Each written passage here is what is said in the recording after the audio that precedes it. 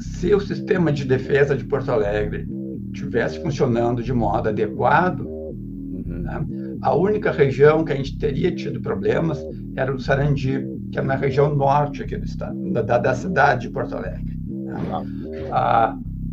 Porque ali é uma região que tradicionalmente alaga, e também sabe que ela, quando chove um pouco mais, a região alaga. Tá? Então, o sistema que foi construído na década de 70 né, protegeria Porto Alegre.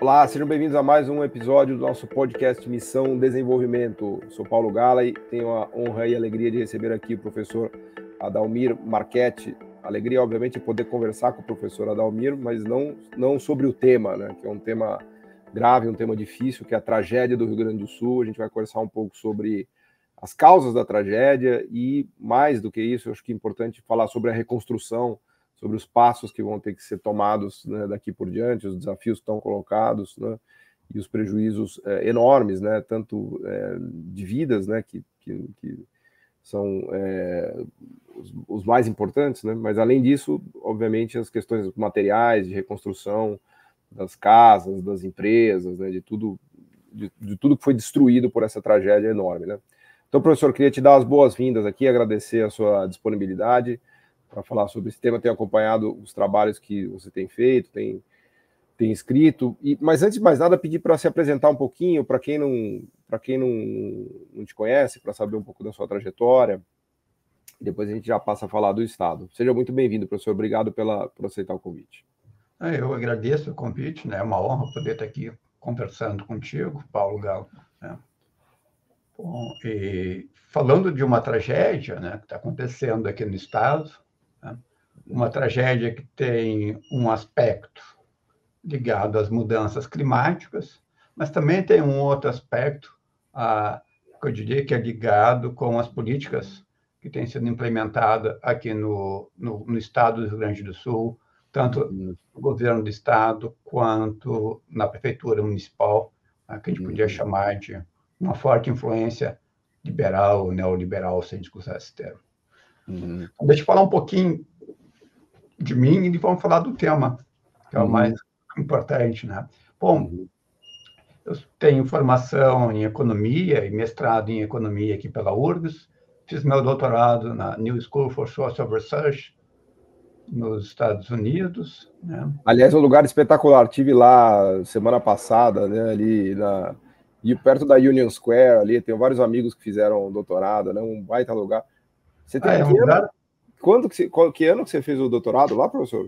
Eu fiz na década entre 94 e 99, né? 4 anos em Nova York, conheci, né, vários amigos também no Rio, São Paulo, Minas. Uma das grandes escolas americanas. Né?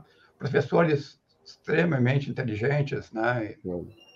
Então, foi um período bastante... Você chegou a ter aula com o Lance Taylor? Não? O Lance Taylor já tinha ido para a School nessa época? Já. Fui aluno do Lance Taylor. Que legal. Né? Fui aluno do Anor Sheikh, que é também mais à esquerda, né? Do Duncan Foley. Legal, fantástico. Então, assim, tem professores excelentes, né? Economistas excelentes, né? E, de certo modo, um pouco influenciado por essa tradição de pensamento heterodoxo, né? O que eu tenho trabalhado, Paulo, e assim, talvez seja o meu principal ponto de trabalho, né, é tentar responder, né, digamos, essa questão, né, por que o Brasil foi um dos países, né, líderes em termos de crescimento mundial na década entre, digamos isso, anos 30, final da Segunda Guerra Mundial, até o final da década de 70, né, de 1980, na virada dos anos 80 até agora, o Brasil passou a crescer a taxas bastante reduzidas, né? O país, digamos, do futuro, na década de 70, digamos, né, se transformou, né, no país que perdeu, digamos, espaço e perdeu o seu rumo, digamos assim, né? Claro, associado a essa questão, né, tem uma questão fundamental, né, é como, digamos, nós reencontramos o nosso rumo, né, de crescimento. Claro. Você está dando aulas agora na PUC do Rio Grande do Sul, é isso? Isso, eu Hoje, sou professor titular na PUC do Rio Grande do Sul, né? Trabalho no programa de pós-graduação em economia. Legal. Da PUC, já faz bastante, né, um número bem razoável de anos. Boa. Como um amigo meu contou uma pequena história rápida, né? Ele falou assim, quando ele tinha 13 anos, fizeram uma festa na casa, na casa dele, comemorando os 10 anos que a Segunda Guerra Mundial tinha terminado. Ele falou que ele não entendeu assim, por que esse pessoal está fazendo uma festa. Essa guerra terminou faz assim, uma eternidade. Né?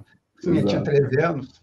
Daí ele falou assim, agora, tudo o que aconteceu há 10 anos parece para mim que foi ontem. Exato. Então, assim, o tempo que eu estou dando na aula na PUC tinha bastante tempo, mas para mim parece que começou ontem. Boa. Mas vamos lá, acho que vamos começar falando um pouco das causas, professor, porque eu acho que tem, pelo que eu entendo, tem causas que, vamos dizer assim, que são imediatas, né, de questões ali da administração do sistema de proteção da cidade, das bombas, do próprio sistema que foi construído ao longo dos anos para proteger, né, não só Porto Alegre, mas toda a região ali, e tem causas que são mais estruturais, mais profundas, que tem a ver com mudanças climáticas e com a alteração do clima, do meio ambiente. Aliás, diga-se de passagem, o Rio Grande do Sul já vem sofrendo com enchentes nos últimos anos, né? Não foi, me lembro, tive aí um ano atrás e já tinha uma enchente, né, um ano atrás, que obviamente não teve as proporções e as dimensões dessa que a gente vive hoje, mas é algo que já está presente, né, professor? Como é que você organiza essas causas da tragédia, né? Eu acho que tem essa questão, tu chama bem a atenção, Paulo, das questões climáticas. O Rio Grande do Sul está numa zona de transição entre uma área fria e área quente. Então, a área de transição onde onde as duas se juntam, chove muito, né? Tem uma questão, e a questão das mudanças climáticas vão significar que o volume de chuvas vão aumentar. Então, tem esse efeito importante, né? Porto Alegre também está, né, um estuário, então Guaíba recebe rios de várias regiões do estado, né, que desaguam no Guaíba, também trouxe toda essa água para a cidade. Tá? Então, tem essa questão, que eu diria assim, climática. Tem uma questão também que a economia gaúcha, que é também nosso tema que a gente vai tratar, tá? Como teve uma opção, digamos, de avançar, nessa questão agropecuária, do estímulo à agropecuária, né? Ela sofre muito também por secas. Então, digamos, ela é muito afetada a produção agrícola por seca e acaba afetando também afetando a indústria de transformação, porque no Rio Grande do Sul a indústria alimentar é importante. A indústria alimentar representa mais de 20% da indústria de transformação no Rio Grande do Sul. Caramba. Então, a seca, né, ela atinge a agricultura, mas ela também atinge diretamente aqui a indústria alimentar, que ela é pulverizada pelo Estado, é a indústria mais pulverizada que a gente tem aqui no Estado. Tem toda a região tem uma pequena indústria, uma agricultura, a agricultura combinado com essa indústria alimentar. E, aliás, São Paulo depende muito disso, né? Me lembro na greve dos caminhoneiros que a gente ficou sem comida em São Paulo porque os alimentos de São Paulo são muito dependentes da indústria do Sul, né? De Santa Catarina, do Rio Grande do Sul, né? Então, a economia gaúcha vem sofrendo por essa questão climática há bastante tempo, não é de hoje. E, de novo, né, não se tem uma resposta, né, por essa questão do clima, né? Essa falta de resposta, né, se associa numa questão que chamou bem a atenção, né, Paulo? O sistema de proteção contra a enchente em Porto Alegre, ela foi pensada na década de 60 e se terminou de construir na década de 70, né? Se parou de planejar e pensar o desenvolvimento do país. Inclusive de se planejar o sistema de proteção.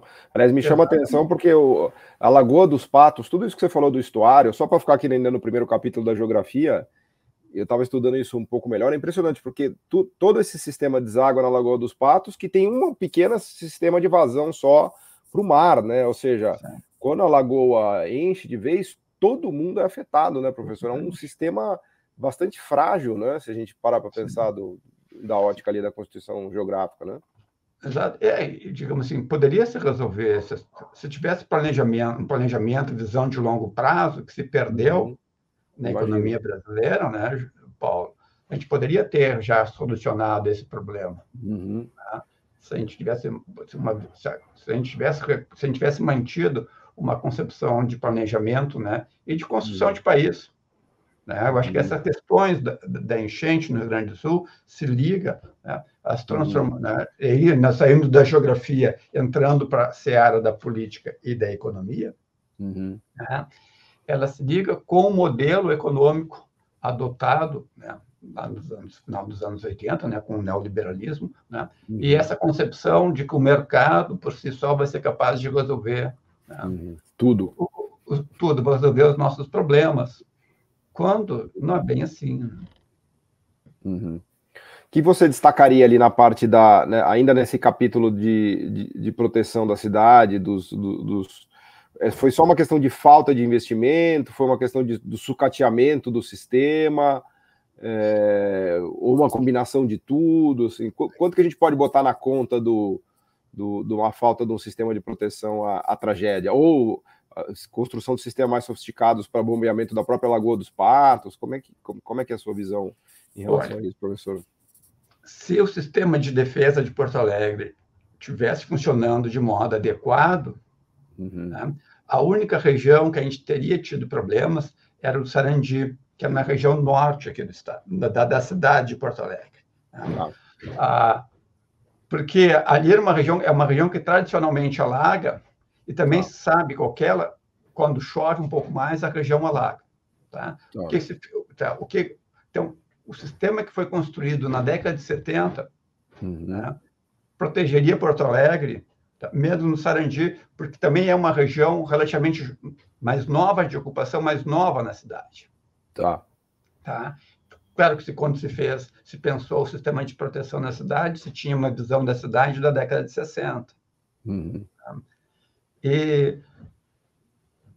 E se tivesse sido renovado, mantido a contento, né, Porto Alegre o efeito sobre Porto Alegre teria sido bem menor. A região metropolitana de Porto Alegre, sim, ela não conta com um sistema de defesa, né, pensado. Né? Tem pequenas coisas feitas ali. Então, a invasão, por exemplo, de Canoas, que é uma cidade importante no Rio Grande do Sul, é a segunda maior cidade da região metropolitana de Porto Alegre. Né? Quase 2/3, aproximadamente 2/3 da cidade foi inundada. Foi a cidade que mais sofreu em termos de inundação. Né? Por exemplo, a Refap fica em Canoas. Né?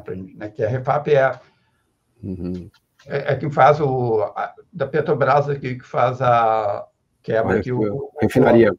refinaria da Petrobras. Né? Mas fica numa região que não foi inundada. Tá.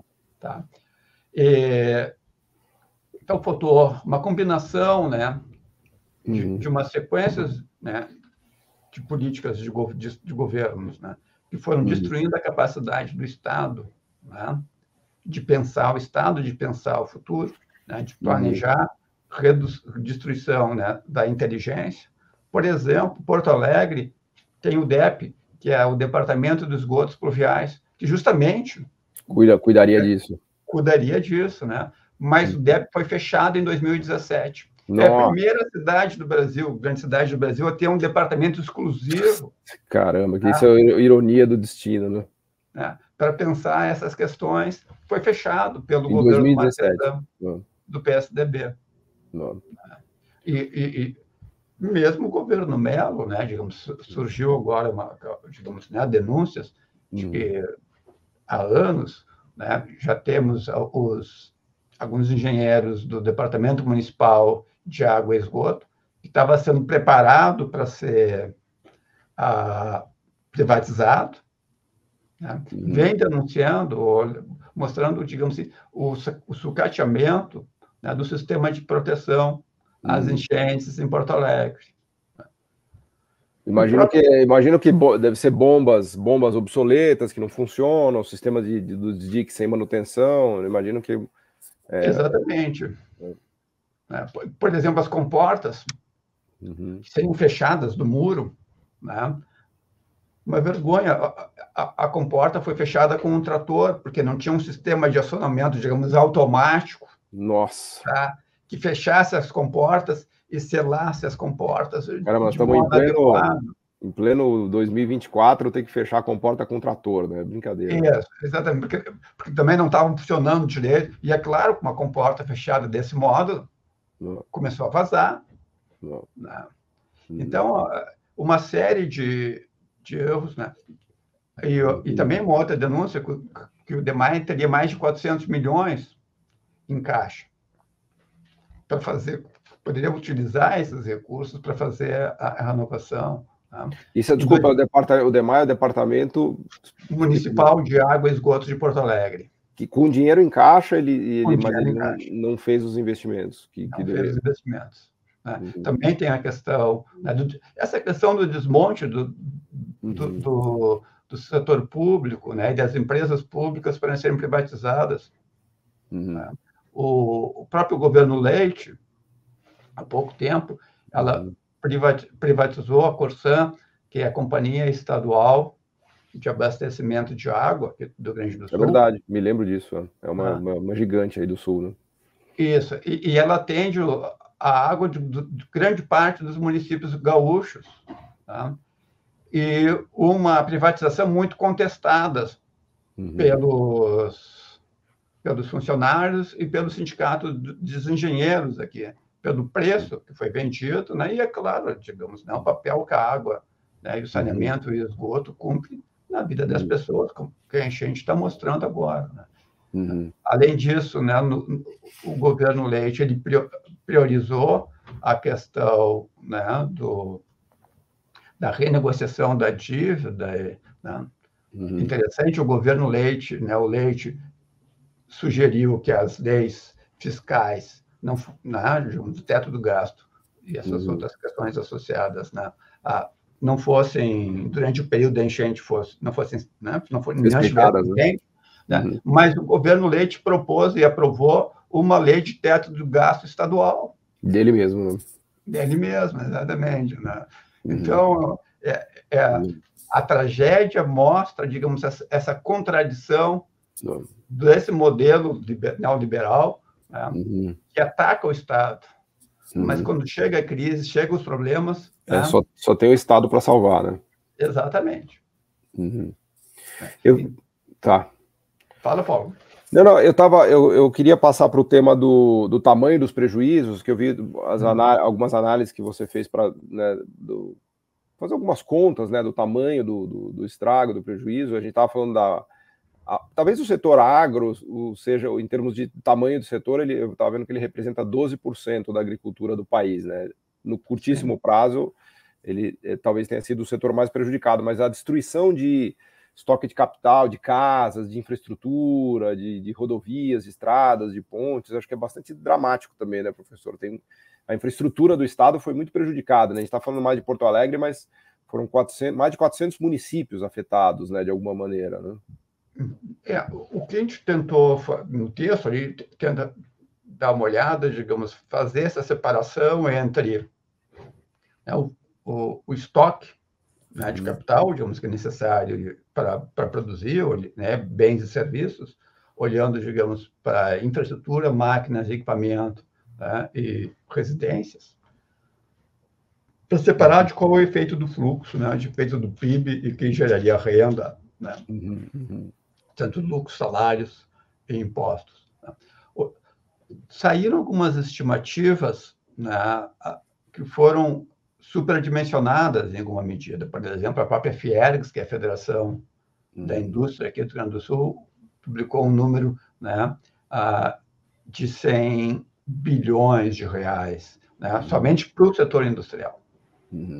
Então, a minha ideia, né, e a ideia do meu coautor, o Alessandro Miebach, era tentar ter um número, tentar, de algum modo, medir, olhando a experiência internacional, chegar a algum número que a gente pudesse ter uma ideia melhor, né, da dimensão do estrago. Porque a economia gaúcha ela já vem com problemas, não é de hoje, ela já vem com problemas, né, ela tem perdido espaço na economia nacional ao longo do tempo. Então, assim, a crise agora, a enchente vai agravar esse problema. Não, e com problemas de infraestrutura graves, né? Eu tive aí na região de Panambi, aliás, eu fiquei fascinado com a competência industrial das empresas de Panambi, ali abastecendo água e tal. Só que a estrada que você vai de Porto Alegre até Panambi é uma vergonha. Sim. Uma vergonha. Estrada assim de mão dupla, cheia de buraco. Aí para tampar buraco tinha que fechar a estrada. Eu falei assim, tive aí em 2023. Falei, como é que é possível um polo produtivo tão interessante como o de Panambi, com empresas tão interessantes, tá conectado com a capital de uma maneira tão precária, assim, uma coisa que eu saí chocado com a qualidade da infraestrutura daí, professor. Foi assim chocante para mim isso. Esse problema da infraestrutura no estado é um problema bastante presente, Paulo, né? E que digamos, a enchente vai tornar mais precária ainda, né? Uma situação que já tem sido difícil. Tá?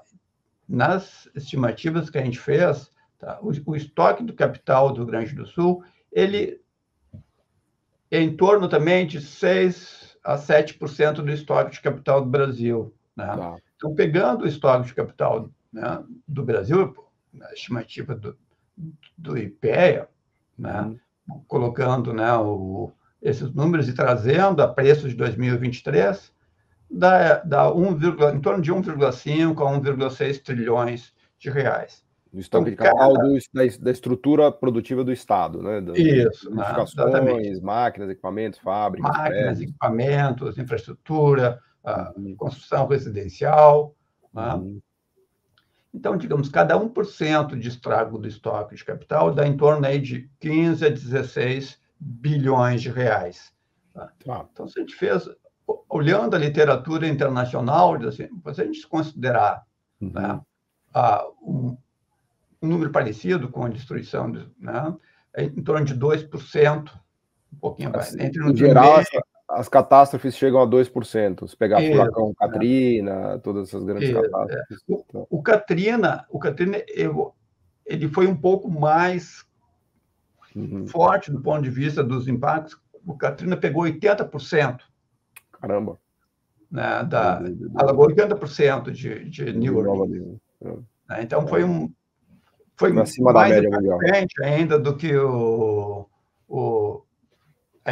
a enchente aqui no Rio Grande do Sul. Né? Qual foi a porcentagem de inundação de Porto Alegre, professor? Você tem esse número? Olha, Porto Alegre não tem bem certo exato número, tá? Mas eu acho que foi em torno de uns 20% da cidade. 20%, tá. Porque, por exemplo, falou que Canoas foi quase 2/3. Canoas foi a cidade mais atingida, em termos de percentual da área. Tá? Mais, inclusive, do que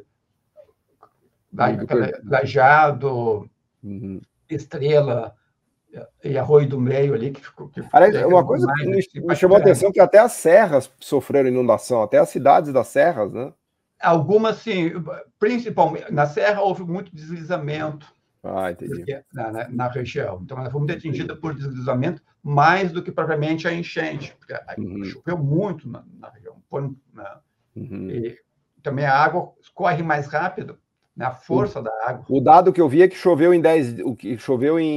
acho que em um dia, o que era para chover em um mês, ou algo do gênero, né? Choveu muito. Absurdo. Foram chuvas muito acima, né, dos padrões regulares. Né? E com efeitos. Claro que aqui, como bem chamaste a atenção, né, Paulo? Porto Alegre e essa região, que é uma região mais baixa, é onde toda a água se acumula. Mais a chuva que atingiu a própria região, então somou, né, a chuva da região metropolitana a chuva de outras regiões que vieram para cá, das outras bacias que vieram para cá. Mas você estava falando, eu te interrompi, você estava falando das contas do estrago ali, do estoque de capital. Então, na nossa estimativa, daria um estrago do estoque de capital próximo de 2%, entre 25%, próximo de 30 bilhões, né? Nesse entorno dos 30 bilhões. Né? Uhum. Eu vi um outro número também baseado, por exemplo, no estrago de automóveis. Tá? Tinha uma estimativa, né? Até eu li na CNN, esse dado, que em torno de 200 mil automóveis no Rio Grande do Sul foram inundados. A frota do Rio Grande do Sul é um pouco mais do que 5 milhões de automóveis. Tá. Então, daria em torno de 4%, um pouquinho abaixo de 4%, do número de totais de automóveis que foram inundados.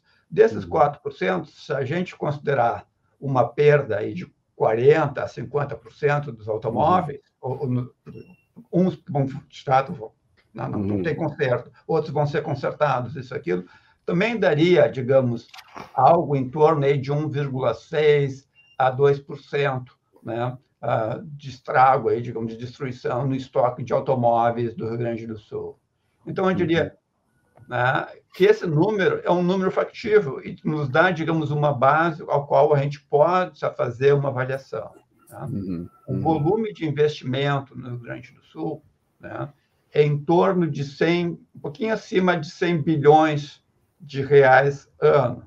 Tá. Então, né, o estrago no estoque de capital seria, digamos, entre 25% a 1/3, talvez do investimento anual. Do investimento anual. Né? É grande, certo? Mas, digamos, é algo factível, algo que pode ser enfrentado, digamos assim, né? Digamos assim, se tiver um programas, né, de reconstrução da economia, entendeu? Assim, né? Eu acho que, digamos assim, é factível, né, de se recuperar isso, né?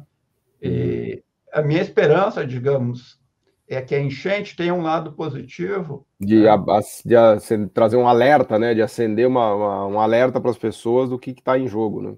Exatamente. Né? Inclusive mudar as políticas governamentais, né? E no próprio porque na medida que essas questões climáticas, né, elas são importantes no Rio Grande do Sul, mas vão ser importantes e vão ser mais fortes no Brasil como um todo, né, Paulo? Em que medida essa, digamos, experiência trágica, digamos, porque o Rio Grande do Sul possa estar passando, não sirva, né, de ensinamento para nós gaúchos, né, e o Brasil como um todo, da gente ter uma política, enquanto país, né, de minimização, né, dos efeitos climáticos, e também uma política, né, que preparem as nossas cidades, né, os estados, para fazer essas mudanças. Né? Eu queria até aproveitar, professor, a sua expertise e trazer aqui uma comparação, que tem muita gente que está fazendo uma comparação com a enchente de 1941, que foi a famosa por ter sido a pior das enchentes, mas tem muita gente que traz isso como querendo minimizar os efeitos da tragédia atual, dizendo, olha, tem enchente mesmo por conta da região, e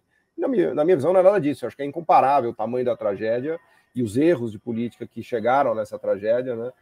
Então, trazer isso, a comparação de 1941 é equivocado nesse sentido, mas eu queria aproveitar a sua expertise para falar um pouco disso, né, de comparações que a gente pode fazer com a enchente lá de 1941, inclusive as lições que aquilo trouxe, porque imagino que o sistema de proteção foi construído depois dessa tragédia, né, lá de trás, mas as proporções acho que foram menores, né? Como é que você enxerga essa questão, professor? Paulo, na minha visão, quando se compara, digamos, com a enchente de 41, tem, né, subjacente a isso uma ideia de minimizar, né, ou de reduzir o papel, né, do leite e do mel nesse desastre. Perfeito. Tá? Porque, bom, se nunca tivesse tido uma enchente naquelas proporções, a gente até poderia aceitar esse argumento, né? Mas em razão daquele... mais um motivo para ficar alerta, né? Exatamente, digamos, mais uma razão para não acontecer, né? Não explica por que aconteceu, né? Na verdade, ele deveria explicar por que essa enchente agora, né, não causou nenhum estrago, não porque a sociedade estava preparada para fazer frente a isso, né? E, de fato, né, Porto Alegre, se tivesse sido mantido o sistema teria respondido bem à enchente. Porque o que acontece aqui? O Guaíba, sai do seu leito com 3 metros de altura. Tá. O sistema foi concebido para proteger até 6 metros de altura. Porra! O dobro do que ele saiu, então? Exatamente. Né? Então, assim, o Guaíba atingiu o pico de 5,50. Né? Então, assim, o Guaíba poderia subir mais meio metro, porque se o sistema tivesse funcionado em pleno funcionamento, né, ele tinha funcionado. Por exemplo, o centro de Porto Alegre não teria sido invadido. Porque é uma calha que levanta que faz com que o rio continue seguindo. É basicamente isso. Né? A gente aqui em Porto Alegre, se vem para Porto Alegre, a gente passa, tem uma Mauá, tem um muro da Mauá, que é um muro que um pouco separa a cidade do rio. Mas a gente pensa sempre o sistema de proteção, né, de Porto Alegre como sendo o muro da Mauá. Mas existe uma série de equipamentos que foram construídos, né, começando, né, ao norte de Porto Alegre até o sul, para proteger a cidade. Né? Foi a pane no sistema de proteção à cidade. Assim, o fato dele não ter sido renovado, mantido de modo adequado, né, o grande causador, digamos, da enchente em Porto Alegre. Entendi. O jeito que ela estava desenhada seria provavelmente suficiente para evitar grande parte do que aconteceu. Né? Isso. Do ponto de vista da engenharia que foi pensada, a engenharia funcionou. Estava correta. O que faltou o que errou foi a economia, não foi a engenharia. Vamos colocar dessa maneira. Assim. O modelo econômico que estava subjacente, né, aos administradores, né, que estavam isso, digamos, a Corsã já tinha sido vendido, né, tinha sido preparado para vender, o DEMAI estava sendo preparado para ser vendido. Né? Bom, não vamos botar dinheiro em esgoto, né, e proteção da cidade, a gente tem que vender a empresa. É claro, porque a empresa com caixa alto vale mais, né? Exatamente, né? Vale mais, né? Atrai mais interessados. Agora, eu achei muito interessante, professor, essa conta que você fez do tamanho da destruição de mais ou menos 30 bilhões de reais do estoque de capital, em comparação com o fluxo de investimento anual, que é de 100 bilhões, não tinha essa proporção, né? Achei até, para ser sincero, achei até menos grave, né? Você imaginar que 1/3 do fluxo anual de investimento do Estado equivale ao estoque que foi destruído, né?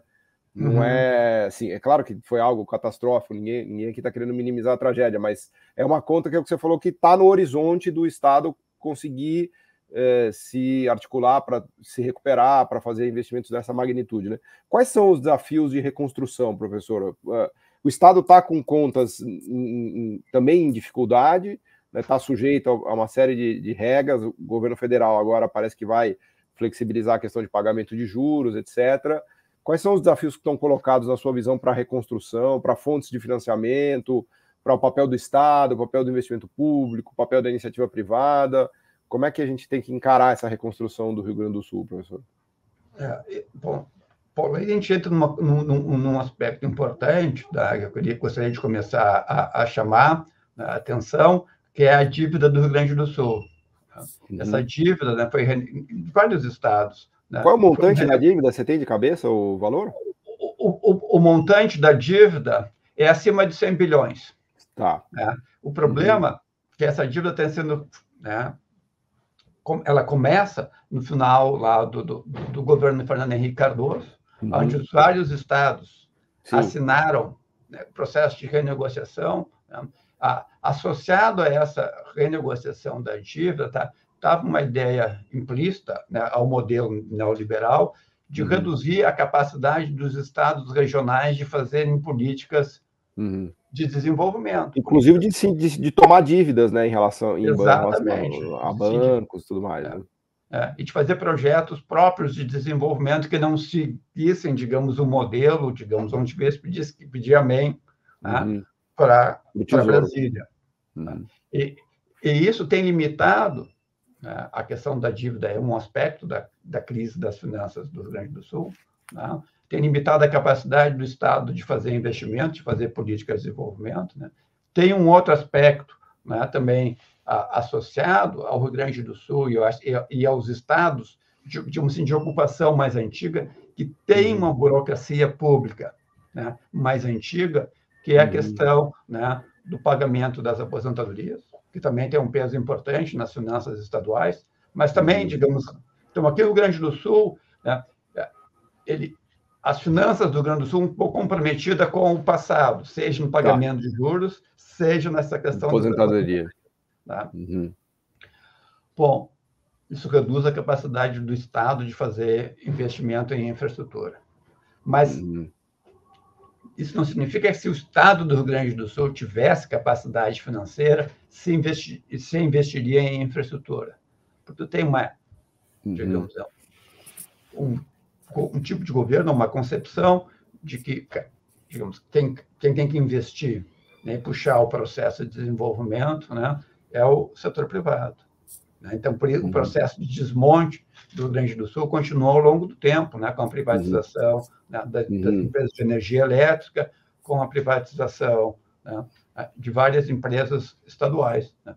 O que não foi privatizado no Rio Grande do Sul é o Banrisul, né, e justamente vai ter um papel-chave na economia gaúcha e vai ter um papel-chave, eu acho, no processo, né, de defesa das pequenas e médias empresas e dos próprios setores pequeno e médio produtor agrícola. Né? Saiu um estudo do BTG, aliás, que eu li hoje de manhã, analisando as empresas que estão aqui no Rio Grande do Sul ou que estão expostas à economia do Rio Grande do Sul ligada à Bolsa de Valores. Né? O resultado do trabalho é que o efeito tem efeito, mas vai ser pequeno. Né? O Banrisul talvez seja porque está muito exposto à economia gaúcha, vai ter um efeito maior. Então, se o governo federal anunciou uma transferência de renda de 5.100 para cada família, para ajudar no processo de reconstrução residencial, pequena reforma, comprar os móveis, eletrodomésticos. Eu, apesar de o número ser um número interessante, R$5.100, né? Esse número poderia ser um pouco maior. Tá? Porque, relembrando o caso do Katrina, quem teve mais dificuldade em se readaptar ao pós-Katrina foram justamente a população mais carente, né? Menor renda, a população mais carente. Né? Então, eu acho que talvez se pudesse pensar aqui mais mecanismos de transferência de renda para a população. Tem um aspecto importante, né, que isso no Brasil como um todo, né, a reforma trabalhista aumentou a precarização do mercado de trabalho. Bom, as pessoas não têm mais FGTS, não tem mais nada disso, né? Não tem mais nada disso. Então, se elas dependem do seu trabalho para ter um fluxo de renda para se manter. Aí esse é um problema, muitas pessoas não estão conseguindo trabalhar. A atividade econômica foi destruída, né? As pessoas está parado, né? Não tem emprego, né? Exatamente. Por exemplo, muita gente de Canoas, né? ou na região dos vales, ou a região do Vale do Rio dos Sinos, ali, que trabalha em Porto Alegre, não pode vir trabalhar em Porto Alegre. Então, estão sem renda, basicamente. Então, talvez, né, aumentar os mecanismos de transferência de renda para a população de mais baixa renda. Né? Para já, isso para já. Isso são medidas de curtíssimo prazo. Né? Imediatamente. Isso é uma coisa imediata. Né? Né? Tem uma questão importante, que é o congelamento da dívida do Estado e dos juros. Isso também vai significar só o congelamento, não pagamento da dívida por 3 anos, 11 bilhões, mais os juros, dá algo mais em torno de 20, dá um volume bastante razoável de recursos. 20 bi de fôlego financeiro para o Estado. Daí a questão, digamos, é uma questão, né, importante, né, que não tem decidido ainda, digamos assim, quem vai administrar esses recursos? Como é que esses recursos vão chegar, digamos, nas empresas, qual parte desse recurso vai para o setor privado, qual parte desse recurso vai para financiar, né, a reconstrução Mas porque a princípio é um dinheiro que vai parar no caixa do Tesouro do Estado, né? A princípio é um dinheiro que seria transferido para Brasília, mas não vai ser transferido, vai ficar no caixa do governo estadual, né? Que eu imagino. Isso, né? Como esses recursos vão ser utilizados, né? Quais vão Quem ser as é que vai estar... prioridades, né?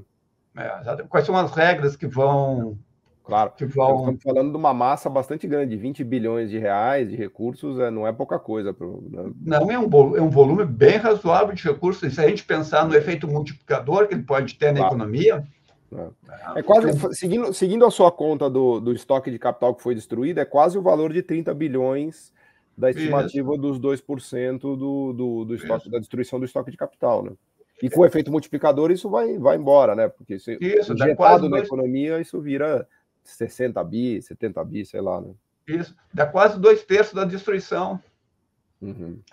Vão ter mais, né, digamos assim, vão ter recursos que vão vir também, né? O Rio Grande do Sul tem o BRDE, que é o Banco Regional de Desenvolvimento Econômico, que também vai ter... Também é uma ferramenta importante.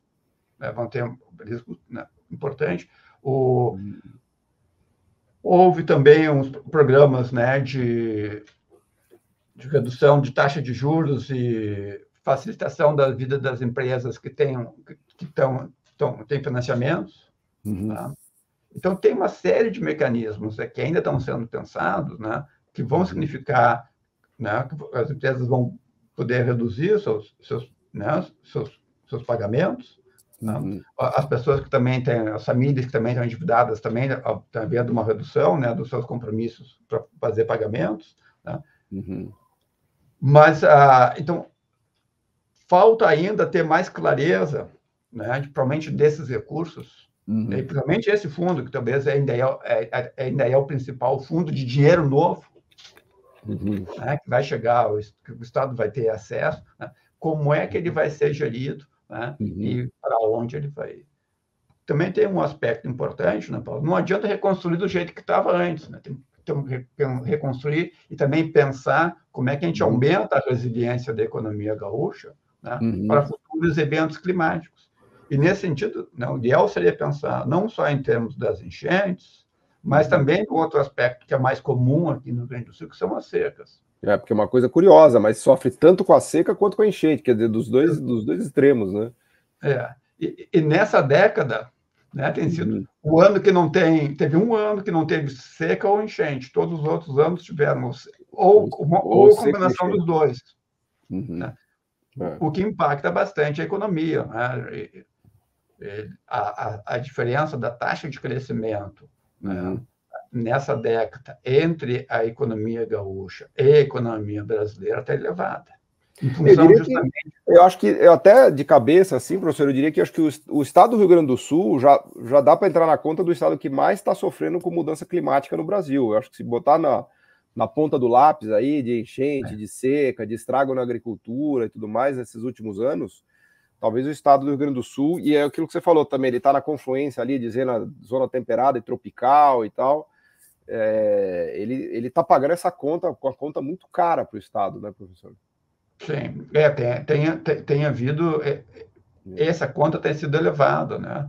E tem uma outra característica do Rio Grande do Sul, o Rio Grande do Sul é o estado que tem o menor crescimento populacional do Brasil e maior envelhecimento. Né? E quando as pessoas envelhecem, digamos assim, né, e se aposentam, digamos assim, a gente olha a experiência, digamos, nos Estados Unidos, as pessoas se movimentam, não, de modo geral, elas saem do lugar que elas estão e se movimentam. Aqui no Rio Grande do Sul, muito desse movimento, um movimento básico de classe média, tem acontecido em direção ao litoral norte e ao litoral de Santa Catarina, que também está próximo. Então, o Rio Grande do Sul vai ser o primeiro estado... Não, o primeiro estado brasileiro a perder população já ao longo dessa década. Então, assim, vai ser o primeiro estado brasileiro que a redução vai reduzir a população. Né? Então, tem, de certo modo, né, na economia local, essa combinação de clima com as mudanças, né, na estrutura populacional, no movimento populacional, tá? Um debate na sociedade gaúcha, aqui, digamos, um certo receio, né, do crescimento do Estado e do futuro do Estado, né, frente a essas mudanças, né, que estão acontecendo. Né? Professor, mas, por outro lado, é um estado bastante sofisticado e bastante desenvolvido, né? Quando a gente olha os dados da estrutura produtiva do Rio Grande do Sul, né? Até o dado de complexidade econômica, que é um tema que eu gosto muito, sofisticação, a gente vê que é um estado que está ali no top 5, ele está entre os 5 mais sofisticados, né? Com um sistema industrial avançado, por exemplo, a parte de chips e semicondutores que tem sido criada em Porto Alegre. Ou seja, o que eu quero dizer é que tem sementes aí que podem levar o estado a dar saltos interessantes, né, em termos de avanço tecnológico, na construção de uma economia mais resiliente a questões climáticas, mais baseada, de repente, em conhecimento, ou numa parte industrial mais high-tech, né? Qual é a sua visão em relação às potencialidades do Estado nesse sentido, professor? Paulo, justamente essa chamou a atenção de um aspecto que eu acho, digamos, que se liga com a questão inicial lá desse movimento, digamos, do agro. Né? Talvez esse é o caminho da economia gaúcha. Né? Processo de sofisticação tecnológica, né? E também a questão de serviços, né? De mais valor adicionado, mais intensivo. Tá? Por exemplo, o Rio Grande do Sul tem um sistema universitário bastante desenvolvido e espalhado pelo Estado. Né? A gente tem centros tecnológicos de excelência, né? Em várias regiões do Estado, aqui do Rio Grande do Sul, tem um sistema de universidades comunitárias bastante interessante, que é bastante próprio aqui do Rio Grande do Sul. Né? Tem uma indústria bastante sofisticada, por exemplo, se a gente olhar, por exemplo, a região de Caxias, né? Tem uma indústria muito... Né? A indústria de transformação no Rio Grande do Sul tem um peso importante, né? Tem um peso maior. O polo petroquímico de Triunfo, que é importante. O polo petroquímico de Triunfo, né? Então, assim, tem caminhos.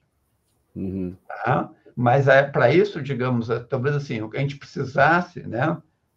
Que o Estado abandonasse essa trajetória, né, de que eu diria uma trajetória, né, de uma forte influência liberal. De lavar as mãos em relação ao processo de desenvolvimento, né, por assim dizer. Né? Isso, né, e tivesse né, uma política mais incisiva, né, uma política de caráter mais desenvolvimentista, justamente nesses novos setores, e justamente são setores onde a economia gaúcha, né, ela teria condições de ser competitiva a nível nacional e, é claro, também a nível internacional, né? Digamos, a gente tem que pensar hoje dessa perspectiva, dessas duas perspectivas, né? E parar de, digamos assim, parar de exportar boi em pé, né? E começar, digamos, a avançar para esses setores de alta tecnologia, né? Que a economia gaúcha tem capacidade de produzir. Pô, inclusive máquinas agrícolas, implementos agrícolas, a química ligada ao agrícola, tem tanta coisa que pode ser desenvolvida aí. Já tem, eu de novo, volto a repetir, eu fiquei muito bem impressionado com a visita que eu fiz lá em Panambi, com a quantidade de empresas ali, industriais, né, desenvolvendo soluções para o agronegócio, mas industriais, na essência, pensando em máquinas, equipamentos, inovações, que eu acho que pode ser um caminho, né? Sim, o Rio Grande do Sul tem regiões, né, que são bastante desenvolvidas, principalmente regiões que combinam, né, média e pequena propriedade agrícola com a produção industrial. Né? Eu acho que essa combinação é uma combinação, digamos, para usar uma expressão, né, uma combinação que dá samba, né? Uma geração, uma combinação de futuro. Né? Aliás, até é parecido com a Nova Inglaterra, lá com o que deu certo nos Estados Unidos, num certo sentido. Exatamente. Lá. Né? E também tem uma estrutura, tem uma região com uma estrutura produtiva mais baseada na grande propriedade fundiária, daí temos mais, aí começam os problemas, né? Mas eu acho que essa região, digamos, esse aspecto que bem chama a atenção, pô, essa combinação, né? Eu diria assim, essa é uma combinação importante, né? Inclusive, né, uma coisa interessante, a produção de vinhos no Rio Grande do Sul. Claro, cresceu ao longo de muitos anos, né? Quem aqui nunca tomou vinho do Rio Grande do Sul? Que combina, né, digamos assim, o Estado tem uma Embrapa do vinho, né? Tecnologia de produção de vinho de qualidade, né? Também o setor privado, que avançou bastante, né? Digamos assim, setor privado avançado na produção de vinho, né? Esse setor, por exemplo, foi pouco afetado pela enchente. Então, digamos assim, né? Como é que pode combinar esses setores modernos, que ao mesmo tempo são capazes de dar respostas para as questões ambientais, e mesmo tempo capazes de produzir, né, com valor adicionado elevado, né, produção de emprego de qualidade, né? Eu acho um outro aspecto, eu acho que é importante, né, a gente chamar a atenção, né? A gente tem que gerar emprego de qualidade nesse país, né? Não só no Brasil, pague bons salários que permitam que as pessoas, né, cresçam, que as pessoas, né, tenham famílias, que essas famílias, uma vida digna, tenham uma vida digna, né? Isso é fundamental, né, Paulo? Quando a gente fala em crescimento econômico, a gente está falando nesse sentido, né? Claro. Crescimento econômico que vai capacitar as pessoas a terem uma vida digna, uma vida que vale a pena ser vivida, digamos assim. Não é uma abstração de economista, né, professor? Pelo contrário. Não. Está me dando uma certa agonia, porque a gente está chegando no finalzinho aqui da conversa já, mas eu queria deixar uns minutos aqui de palavras finais, né, de reflexões aqui que o professor gostaria de deixar para quem nos assiste. Eu aprendi muito aqui sobre tudo o que aconteceu, né, sobre os desafios que estão colocados, mas deixo aqui os minutos finais para a sua mensagem aqui, professor. Paulo, eu gostaria de começar agradecendo o convite, né? Foi uma alegria conversar contigo, já conhecia teus trabalhos, né? Ler teus artigos, né? Famoso nas redes, né? Figura... Economista de redes sociais, né? Como não é só de redes sociais, né, Paulo? Está sendo... tem bastante coisa interessante aí que tem feito aí, produção, publicação, né? Boa. Então, obrigado. É bastante conhecido aí, né? Então, agradecer, né, o convite, né, uma honra poder estar aqui conversando, né, falando aqui sobre o Rio Grande do Sul, né?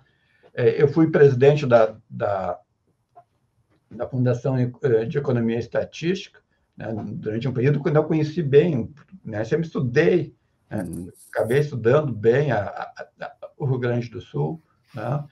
E o Rio Grande do Sul, os gaúchos, eles são um pouco, assim, gostam muito do seu estado, mas também são abertos ao mundo. Então, digamos, né, ao mesmo tempo que são bairristas, né, são cosmopolitas também. São cosmopolitas ao mesmo tempo, né? Eu acho que essa é uma maneira, né, digamos, de ser, né? Eu queria dizer, talvez isso, né, digamos, né, que essa enchente, né, que esse desastre, né, na vida das pessoas sirva, digamos, né, como uma espécie de um chacoalhão, né, para as lideranças do Estado, né? Das diferentes lideranças, seja mais à esquerda, seja mais à direita, para que se possa construir algo a partir desse desastre que avance nesse sentido que tu bem chamaste a atenção, né, Paulo? Assim, o que o Estado tem de positivo, né? Por onde a gente pode, né, seguir caminhando, né, e reconstruir, digamos, né, e sair, né, dessa situação bastante difícil que a gente está, né? E também agradecer, eu acho uma coisa, né, digamos assim, a solidariedade, né, que a gente tem visto em todo o Brasil, de novo, entre todos os segmentos, entre todas as regiões brasileiras, né, de várias áreas, né, da universidade, do setor privado, dos influencers, né, um movimento que muito forte, muito impressionante, forte, né, e que para a gente aqui, né, foi muito importante. Né? Essa questão, né, da solidariedade que o resto do Brasil mostrou com o Rio Grande do Sul. Acho que foi um aspecto bastante positivo. Né? E, é claro, a gente fazer a nossa tarefa aqui de reconstruir, de reorganizar a economia gaúcha, né? E meu trabalho foi um pouco nesse sentido, dizer assim, gente, assim, é um evento difícil, né? Principalmente para as pessoas, né, que foram mais prejudicadas e geralmente as populações mais pobres, né? Mas, né, a gente continua assistindo, o impacto vai ser elevado no primeiro momento, mas é possível, né, a gente sair dessa, dado que também assim, ele é grande por um evento, mas também isso não significa que, né, é destruição completa da infraestrutura do Estado. Né? Boa. Muito obrigado, professor, por essas palavras, por essa conversa. Obrigado por aceitar nosso convite aqui. Desejo força aí na reconstrução de tudo, da vida de todos, né? E reforçar aqui o convite para as pessoas, para quem puder ajudar, ajude nessa rede de solidariedade que foi montada no Brasil. Impressionante, né? Como isso tem funcionado, e para esse momento de curto prazo é muito importante, né, professor? Porque o Estado vai se reconstruir, as coisas vão ser refeitas, o desafio é grande, mas para já, né, as pessoas realmente têm uma necessidade enorme, né, especialmente a população mais pobre, que está carente de emprego, de trabalho, de renda, né, eventualmente até passando fome, passando frio. Agora entra ainda a época de frio, né? Então há um desafio de curto prazo bastante duro, né? Principalmente para a população de baixa renda, faz uma diferença bastante importante, né? Eu tive, né, a PUC recebeu, né, na escola de educação física, recebeu pessoas, eu fui lá, né, e vi a importância que essa ajuda, né, dessa solidariedade vai ter, né, para essa população mais pobre, que muitas vezes saiu só com aquela roupa. A coisa que sobrou para ela foi aquela peça de roupa com quem ela saiu dali molhada, né? Sem roupa, sem nada, sem seus documentos, né? Sem dinheiro. Então, é muito importante. Boa. Obrigado, professor Adalmir Marchetti. Muito obrigado por essa participação, por sua conversa, e fico aqui meus votos de força na reconstrução para todos. Obrigado, gente. Obrigado. O podcast Missão Desenvolvimento é uma realização da AFB-NDS, Associação de Funcionários do BNDES, e vai ao ar semanalmente em todas as plataformas digitais. O programa tem direção de Felipe Peçanha, produção de Tatiana Gurgel e edição de Pedro Rocha. Para saber mais, acesse nosso site www.missãodesenvolvimento.com. Você também pode assistir a outros episódios já gravados nos canais do Missão Desenvolvimento e da AFB-NDS nas redes sociais. Até a próxima!